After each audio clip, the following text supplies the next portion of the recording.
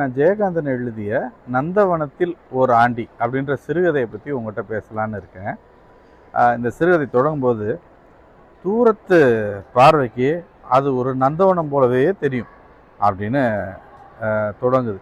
இப்போ நந்தவனம் போலவே தெரியும்னா அது என்ன அப்படின்னா, அது ஒரு இடுகாடு அப்படின்றப்ப அங்கே ஒரு சில செடிகளையும் பூக்களையும் வச்சு அங்கே ஒருத்தர் வளர்த்துக்கிட்டு இருக்கிறாரு. அவர் யார் அப்படின்னா ஒரு ஆண்டி. அவர் பேர் ஆண்டி. ஆனால் அவர் பேர் ஆண்டிங்கிறதுனால ஆண்டின்னு அர்த்தம் இல்லை. அவருக்கு ஒரு மனைவி முருகாயின்னு இருக்கிறா, ஒரு பையன் ஈரலன்னு ஒரு பையன் இருக்கிறான். இந்த குடும்பம் அந்த ஊருக்காக இந்த வெட்டியான் தொழில் செய்து வருவதனால அவ்வளோ பெரிய இடுகாட்டில் மூலையில் இவங்களுக்கு ஒரு வீடும் அதில் அவங்க தங்கிக்கிறதுக்கு அனுமதி கொடுத்துருக்குறாங்க. எப்படி பாருங்கள், அந்த வீட்டில் தங்கிக்க இவங்களுக்கு அனுமதி கொடுத்துருக்குறாங்க.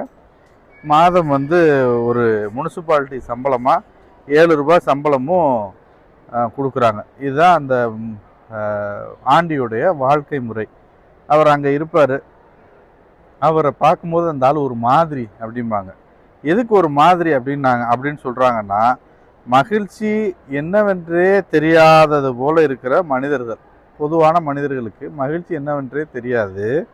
ஆனால் எப்போதுமே குஷியாக பாடிக்கிட்டு மகிழ்ச்சியாக இருக்கிற ஆள் இந்த ஆண்டி. அப்போ இந்த ஆண்டியை பார்க்குற அந்த மனிதர்கள் நம்ம இயல்பை விட்டு ஒருத்தன் வேற மாதிரி இருக்கானே, அப்போ அவன் ஒரு மாதிரி அப்படின்னு நினச்சிக்கிறாங்க. என் நேரம் அப்படி இருக்கிறப்போ வயசு 40 ஆகுது, ஆனால் ஒரு 20 வயசு